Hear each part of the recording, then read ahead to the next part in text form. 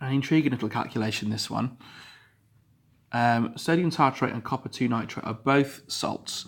Sodium tartrate is a salt of tartaric acid. The formula of tartaric acid can be represented by HXA. In this formula, X is the number of hydrogen ions that can be replaced by metal ions to form salts. You've got this little definition there of what a salt is. A student carries out a titration to find the value of X in the formula of tartaric acid. In the titration, 25 centimeters cubed of 0.05 mole per decimeter cubed tartaric acid reacts with 12.5 centimeters cubed of 0.2 mole of sodium hydroxide. A solution of sodium tartrate is produced. What is the value of X in the acid? So immediately you'll be struck by this question.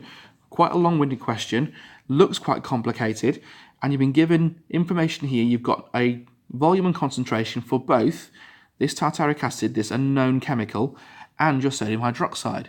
So whenever you see this, whenever you get enough information to work out moles for both things, it's probably leading you to try and calculate a ratio in some form. And that's what you'll need to do to figure out what X is in this chemical. So if you start off and think of it this way, in terms of an equation, okay,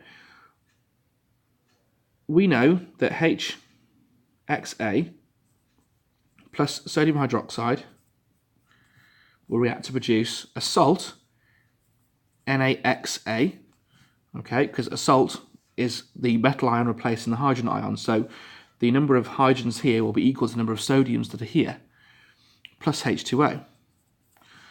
All right, so what we need to figure out then is what reacting ratio you're going to have between the HXA and the NaOH, and therefore, whatever ratio you've got there, when you try and balance the equation out, will tell you what X is. Okay, that's the only way it'll have to work. So that's how that is the key to solving this problem.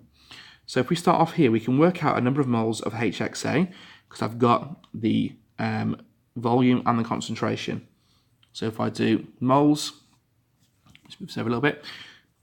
Moles is C times V over 1,000.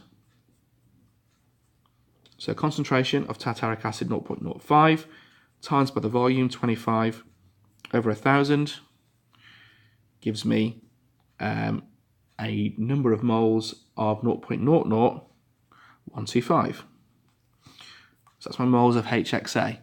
I can now do the same for the sodium hydroxide because it's been told it reacts exactly with 12.5 centimeters cubed of 0.2 mole of sodium hydroxide. The same thing here.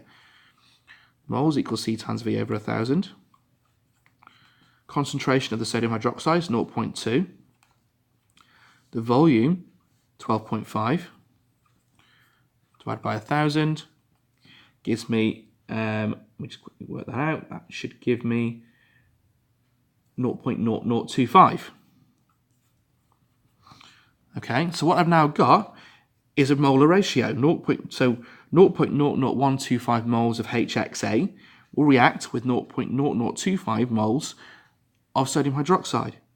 What I need to get is the simplest whole number ratio, almost like an empirical formula, to give me the balancing and the reaction, to tell me how many moles of this will react with how many moles of this. I've got it in terms of these values here, but if I can get it in a simplest whole number value, I can that will in essence tell me what X is. So to do this, all you do is divide them both by the smallest values, so you get a ratio of 1 to something. So this number clearly is smaller than 0.0025, so if I divide that by 0.00125, I'll get 2. Okay, which therefore means 1 mole of HXA will react with 2 moles of sodium hydroxide. So if I put that into my equation, I'm balancing, if I know that 1 mole of this reacts with 2 moles of sodium hydroxide, to balance this equation out, X here would have to be 2. Therefore, there are two hydrogens here.